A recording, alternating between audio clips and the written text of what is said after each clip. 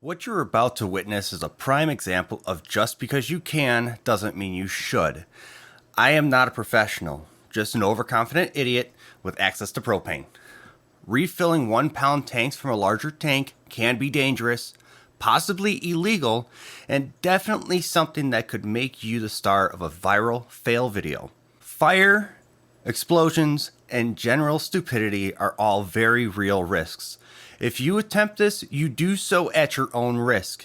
Also, they actually make refillable 1 pound tanks designed for this, so maybe consider using those instead of flirting with disaster. Don't be like me. Be smart, be safe, and leave this kind of nonsense to the professionals. Or at least someone with better life choices. You've been warned.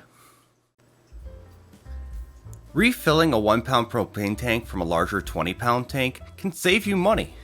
But is it actually legal? What equipment do you need? And most importantly, how do you do it safely? In this video, I'll cover what you need to know, from the legality of refilling, the right tools for the job, a step-by-step demonstration, key safety considerations, and the pros and cons of refilling these tanks yourself.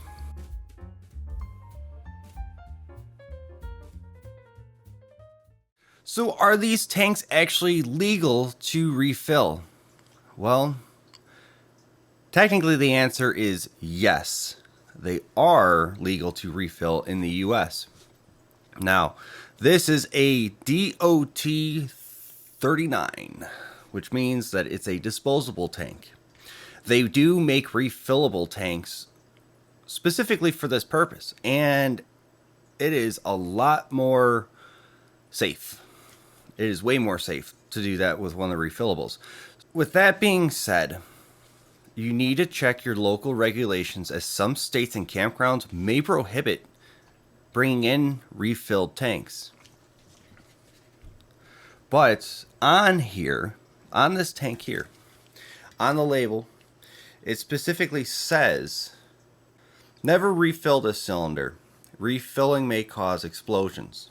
And not only that, it specifically says on here, federal law forbids transportation if these are refilled. Now, you can transport these right from the store, but if you refill these are illegal to transport. You can get up to $500,000 fine and 5 years of imprisonment. It says it right on here.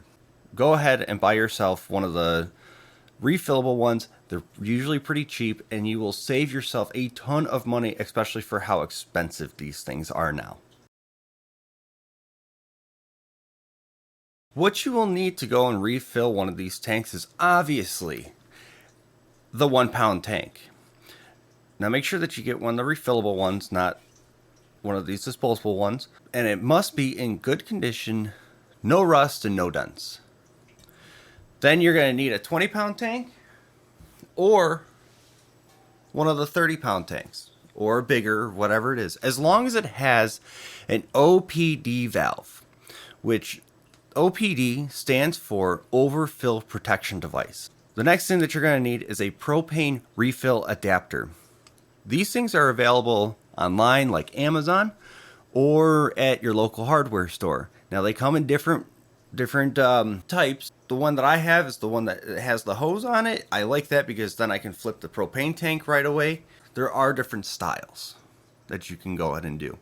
And then you also want to have a scale to make sure that, because you're only filling this up with 1 pound of propane, or basically you want to know what the dry weight of this is before it's filled up with propane, and then you want to weigh it as you are filling it to go and get that 1 pound. That's how you don't overfill these tanks.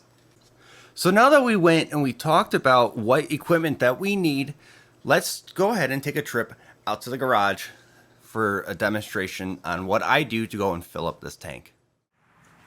We're in garage, and it's very busy outside, so if you hear anything, it's probably all the cars and the people that are going by. But either way, we got propane tank, 20 pound tank.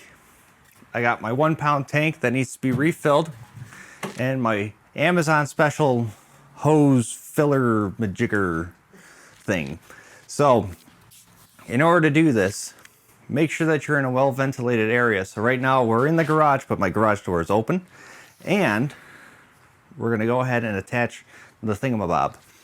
So put that onto your 20-pound tank or 30-pound tank or whatever it is.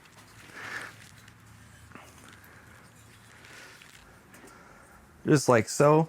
And the thing is, with this one, it has a gas meter on it. So if you go and you focus it on here, when you open the valve, it'll tell you if you've got gas in the 20-pound tank or not. So since we are not trying to fill this tank with the gas, I gotta let the gas out of here. So the next step that we are going to do is that you take your 20-pound tank and you flip it upside down. Like so. But I'm going to put it up here, because it's just easier. Then, with this one in particular, it has a valve on it. So a lot of them don't. You open up your valve down here because you're trying to get the liquid out that's in here. So this is pretty much all set up and ready to go. Except we gotta purge, I purged this line. So it'll be a go until some of the liquid comes out. You see that? That's the liquid, that's what we want. Then we just go ahead and we hook up our 1-pound tank. Now keep this upright and below the tank, although I mean it really doesn't matter too much because it's pushing all that stuff out anyways. But remember my disclaimer at the very beginning of this video. So all we're gonna do now is open up this valve. And there we go, it's filling. And now we wait, but I'm not gonna fill this up all the way. It's just for the demonstration purposes. This does take some time to do. So to go ahead and stop it, go ahead and close up your valve. You can go ahead, disconnect your tank, like so. And since we didn't take that much time to do, and plus this is not the right tank to be doing this with, it would be filled if it was the right one. So in order to clear this out,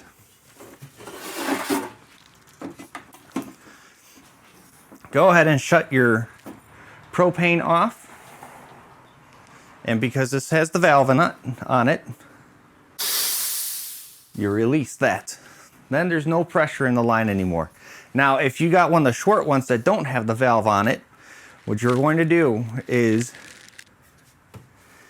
you take your 1-pound tank, you connect your little thing here without the valve, attach your propane tank, your 1-pounder, and then you flip it upside down again, and then you just open this valve until it's filled.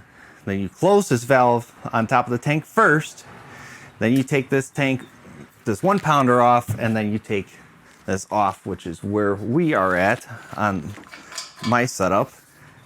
And that's it. That's me refilling my 1-pound propane tank. Some safety considerations to go ahead and keep in mind while you are refilling these tanks is always, always, always refill these things in a well ventilated outdoor area away from flames and sparks. Definitely don't want these things exploding. You do not want to overfill these tanks either. You want to leave room for expansion to prevent leaks and ruptures from the tank. Check for leaks often with soapy water around the valve and connections. Never store refilled tanks in a hot enclosed space, like inside your car, for example. When you're filling these tanks up, you should also wear gloves and safety glasses. Pretty good recommendation. Now, obviously, the biggest reason why we are going to be refilling these tanks over just buying new ones is that it saves you money in the long run. These things have gotten so expensive. If you haven't seen how expensive they are at Walmart, they're crazy expensive now.